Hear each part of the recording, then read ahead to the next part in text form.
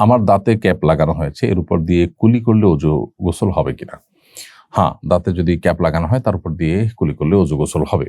কুলি করা এটা ফরজ গোসলের অংশ এবং ভালো করে গড়গড়া করে কুলি করার নির্দেশনা রয়েছে। কিন্তু এর মানে এই নয় যে দাঁতে চিপা চাপা প্রত্যেকটা জায়গায় পানি পৌঁছানো আবশ্যক।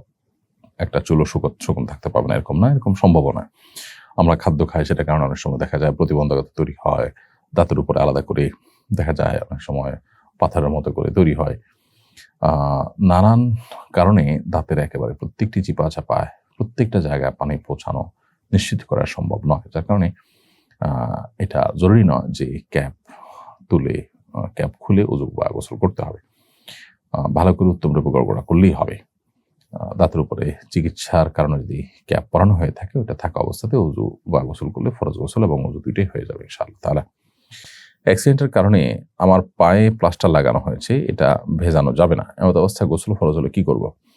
যে জায়গায় প্লাস্টার লাগানো আছে ওখানে পলিথিন দিয়ে মুড়িয়ে আপনি ওই জায়গাটাকে আলাদা রেখে পুরো শরীরে পানি দিয়ে গোসল করবেন।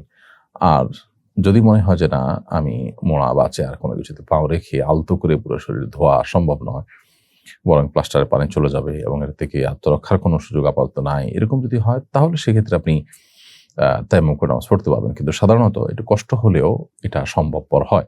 বিশেষ করে পলিথিন পেঁচিয়ে তারপরে টেপ পেঁচিয়ে সুন্দর করে তারপরে গোসল করলেন, তারপরে সেগুলো আবার খুলে ফেলে দিলেন, আর ওই ব্যান্ডেজের জায়গাটাতে ভিজা হাত দিয়ে তার উপর দিয়ে একটু মুছে নিলেন, তাতে মাসা করে নিলে ইনশাআল্লাহ দিন আপনার গোসল আদায় হয়ে যাবে। আমার স্বামী কাজের চাকরির প্রয়োজনে বিভিন্ন সময় দেশের বিভিন্ন জায়গায় থাকেন, আমি আবেদন করলেও নিয়ে যান না, এমত অবস্থায় তিনি কি আমাকে নিয়ে যেতে বাধ্য নন? তিনি নিয়ে যেতে বাধ্য নন, তবে সুন্নাহ তার জন্য নিয়ে যাওয়া। কাজের জন্য বিভিন্ন সময় দেশের বাইরে বা দেশের মধ্যে বিভিন্ন জায়গায় যান, তিনি হয়তো স্ত্রীকে সাথে নেওয়ার মতো পরিবেশ নেওয়ার সুযোগ নেই, তো তার এখানে স্ত্রীকে সাথে নিয়ে যাওয়াটা তার জন্য ফরজ নয়।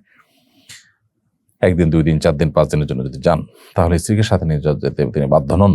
কিন্তু যদি তিনি 40-50 দিনের বেশি বা 2 মাস 3 মাসে বেশি গিয়ে থাকেন, তাহলে 2-3 মাসের 4 মাসের বেশি থাকলে তখন তিনি স্ত্রীর জৈবিক চাহিদা ব্যাপার আছে, স্ত্রীর হক আদায়ের ব্যাপার আছে, সেই জায়গা থেকে স্ত্রীকে তিনি রেখে গেলে বা না নিলে তিনি গুনাহগার হবেন, বা স্ত্রীর হক আদায় না করার কারণে তিনি গুনাহগার হবেন। কিন্তু 2-4-5 দিন 10 দিনের জন্য বা সীমিত সময়ের জন্য কোথাও যাচ্ছেন আসছেন, সেখানে স্ত্রী নিতে বাধ্য নন। তবে সুন্নাহ হলো তার জন্য স্ত্রীকে সাথে নিয়ে যাওয়া। নবী করিম সাল্লাল্লাহু আলাইহি ওয়াসাল্লাম সকল সফরে স্ত্রীকে সাথে নিয়ে গেছেন।